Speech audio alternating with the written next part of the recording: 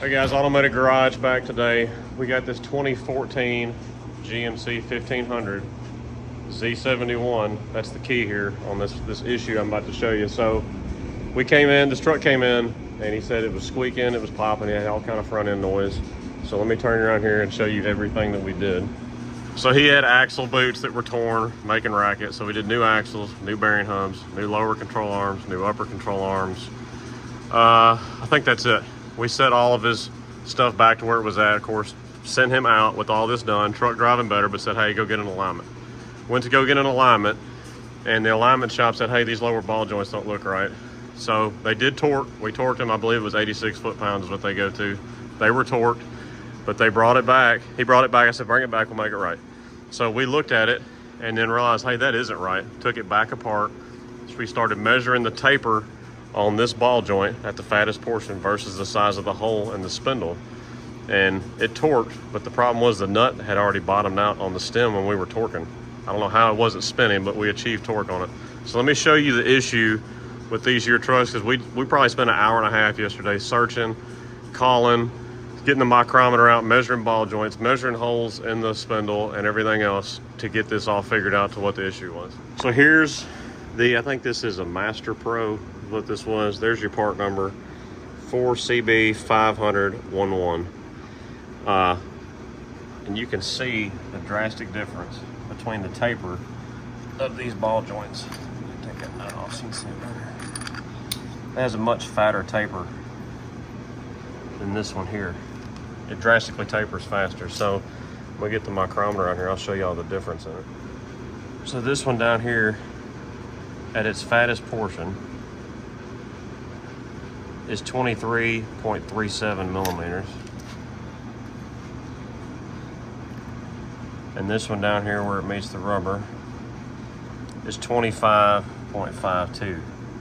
So the issue is evidently between Z71 models versus non-Z71 models, aluminum control arms versus the cast iron control arms, there's different ball joint sizes. So that ball joint, like I said, fit in here, but the taper wasn't fat enough to really get a press fit in here. And this washer is another thing that I did not find anywhere on parts diagrams, nothing like that. Y'all comment below, let me know about that. But that washer has a taper inside of it that matches the taper of the ball joint. So even this aluminum lower control arm, if you don't use this washer, I'm not sure if it will bottom out, but it looked really close to bottoming out. So I still had to use this washer to achieve my torque, to have a press fit, for everything to be right in here now. So this is the correct way.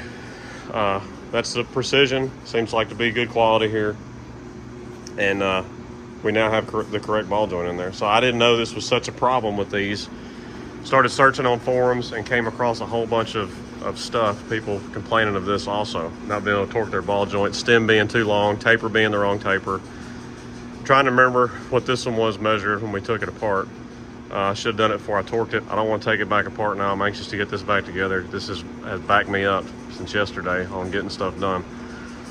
So he can now go to the alignment shop, have everything right, and we got him put together correctly. So don't hold me to the years on this, but from what I understand, this is 2007 to present 1500s. Chevy and GMC 1500s. From what I understand, like I said, don't hold me to that. But that seems to be the problem. Luckily, Jay, my parts guy over at O'Reilly's that I use here close to me, actually knows his stuff. You can call him and say, hey, get your micrometer out, measure this, measure that, let me know what you find. And we came up with the correct ball joint number. And then he ended up finding the correct lower control arm that already had that ball joint in it.